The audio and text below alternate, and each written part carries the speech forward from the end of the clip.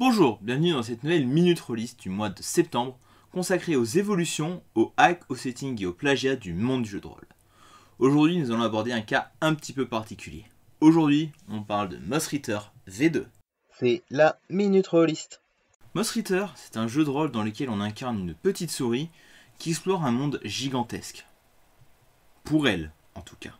Ici, les souches d'arbres deviennent des villes, les maisons humaines d'immenses châteaux, les serpents deviennent des créatures extrêmement dangereuses et les chats des quasi-divinités. Cependant, cela n'empêche pas quelques braves souris de partir à l'aventure. Elles seront ainsi confrontées à de nombreux dangers, allant de la famine qui touche une petite ville, au grand-duc qui chasse pour le plaisir, ou même à des souris cultistes. Pourquoi pas après tout? Parlons système. Comme je vous l'ai teasé dans ma précédente vidéo, Moss Ritter utilise une version un petit peu modifiée d'un système dont nous avons déjà parlé, le système Into the Odd. De son petit surnom Mark of the Odd ou Moto. On en retrouve les grandes lignes: force, dextérité, volonté, lancer 3d10 pour créer la stat, les points de vie, les dégâts qui sont infligés directement au point de vie, puis au physique, puis le personnage meurt. Mais le système a quand même été pas mal étoffé. Premier point très intéressant, le jeu a ajouté un système de durabilité aux équipements et aux objets que les souris peuvent utiliser. Deuxièmement, un système de conditions a été ajouté. Faim, blessure, effroi, fatigue. Les souris devront se battre face à ces états afin de pouvoir arriver à la fin de leurs aventures. Troisièmement, un système de magie a été implémenté. Un système de magie très efficace, je trouve, et surtout très punitif, ce que l'on cherche avec le système Moto. Parlons de la gamme. Pour commencer, le livre de base, aux éditions Electric Got. 44 pages, 65 tableaux, et toutes les informations nécessaires pour pouvoir jouer et maîtriser à ce jeu. En plus, il y a 2 cadres de jeu. 12€ au format physique, 8€ au format PDF, avec un petit scénario supplémentaire au format PDF.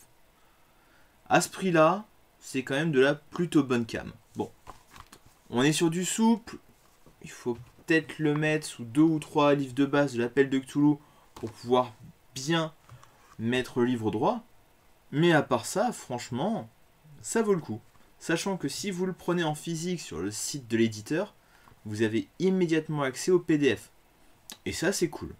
Sachant qu'en termes de livraison, je crois que ça met 4 ou 5 jours à venir. Donc vous n'avez pas non plus besoin d'attendre 3 siècles avant de le recevoir. Ensuite, nous avons l'écran du meneur. Format souple, même taille que le livre de base. Dedans, vous avez plein de petits tableaux qui servent à faire tout un tas de choses, comme d'habitude. L'illustration est, ma foi, très jolie et très dans le thème. Il coûte 10€. Bon bah 10€ pour un écran au format souple, même de qualité, ça fait un poil cher. Ça, je suis contraint de le dire. Cependant, il y a peut-être une bonne combine. Il existe une version bundle avec une petite boîte qui contient le livre de base, l'écran, le scénario, ainsi que tout un tas de petites cartes, de petits jetons qui représentent les différentes pièces d'équipement que les souris pourront recevoir, ainsi que les fameuses conditions dont je vous ai parlé tout à l'heure. C'est un support physique visuel assez intéressant, assez sympathique. Le tout fait 40€.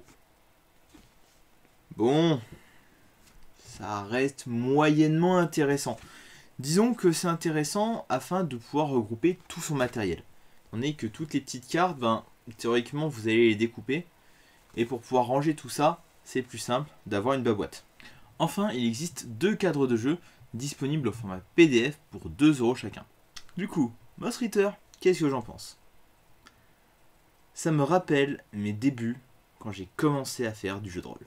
L'un des tout premiers jeux de rôle auxquels j'ai joué quand j'ai commencé, c'était Elfiri, Acide Féerique, un jeu de rôle qui commence à avoir quelques années et dont le nom est un petit peu tombé dans l'oubli. Dans ce jeu, on joue des créatures féeriques de quelques centimètres qui doivent évoluer dans un monde à échelle humaine. Et j'ai un petit peu retrouvé cette ambiance, cette féerie dans Moss Ritter. On est face à un jeu qui est facile à lire, facile à prendre en main, mais qui cependant demandera quand même pas mal de travail d'improvisation auprès du meneur. Au final, le jeu contient très peu de background, mais vous avez suffisamment d'informations pour pouvoir créer le vôtre. Du coup, pour en revenir au thème des vidéos de ce mois-ci. Moss Ritter V2. Évolution, hack, setting ou plagiat? Je vous ai dit tout à l'heure que Moss Ritter V2 était un cas un petit peu particulier. Le jeu n'a de V2 que le nom et que l'attribution sur le site du GROG. A l'origine, Moss Ritter est un jeu de rôle australien qui a été traduit en français par Gulix. Le gars touche déjà un petit peu sa bille dans le monde du jeu de rôle, étant donné qu'il a traduit Dino Island, il a créé un archétype spécial, à savoir le millionnaire, pour ce jeu, et il est aussi l'auteur de Face aux Titans. Cette traduction française, d'une 20aine de pages, est disponible en Pay What You Want sur Drive-Thru. Vous trouverez les liens en description, bien entendu.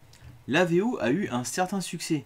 Du coup, un financement participatif a été organisé, et avec 1500 participants, c'est plutôt un succès. Du coup, une version physique a été envisagée en France. Et du coup, un système de précommande a été mis en place sur le site de l'éditeur Electric God qui s'occupera de la version française. Et il y a eu 190 précommandes, ce qui est quand même pas mal, sachant que c'était sur le site de l'éditeur et pas sur un site de financement participatif. Et du coup, concernant la traduction de cette nouvelle version, il faut savoir que Gulix, de son vrai nom Nicolas Ronval, est crédité aux côtés d'Alexis Lamiable. Une bonne moitié du livre est au final une version légèrement modifiée, légèrement évoluée, légèrement retravaillée de la première traduction effectuée par Gulix. Du coup, à la vue de ces éléments, peut-on considérer Moss Ritter V2 comme une évolution et un plagiat? La réponse est non.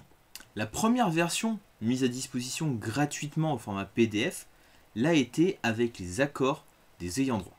Moss Ritter V2 utilise la quasi-totalité du contenu de Moss Ritter V1 et au final ne propose aucune amélioration, aucune évolution réelle du système. Il y a du contenu en plus, c'est un fait, mais ce n'est pas une révolution vis-à-vis de la première version du jeu. On peut tout au plus considérer Moss Ritter V2 comme une version complète et définitive de Moss Ritter V1. La première traduction de Moss Ritter a été faite avec l'accord des ayants droit. La deuxième aussi. La personne qui s'est occupée de la première traduction de Moss Ritter a aussi travaillé sur la deuxième traduction. Du coup, on ne peut pas considérer qu'il y ait eu plagiat ou vol de la traduction. Donc Moss Ritter V2 n'est ni une évolution, ni un plagiat. Moss Ritter utilise les grandes lignes du système Moto. Du coup, Moss Ritter peut être considéré comme un hack de Mark of the Odd. Moss Ritter ne possède pas vraiment d'univers. Cependant, il y a toutes les informations nécessaires, toutes les règles pour pouvoir créer votre propre bac à sable. Du coup, Moss Ritter n'est pas un setting, bien qu'il en contient un afin de pouvoir jouer rapidement. J'espère que cette présentation de Moss Ritter vous aura plu.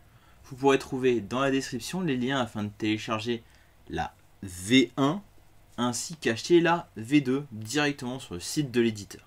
N'hésitez pas à partager cette vidéo à vos joueurs réguliers afin de voir si Moss Ritter peut les intéresser et auquel cas vous savez où vous le procurer. Sur ce, je vous dis à mercredi prochain pour une nouvelle Minute Rollist qui parlera d'un de mes auteurs français préférés. Ciao!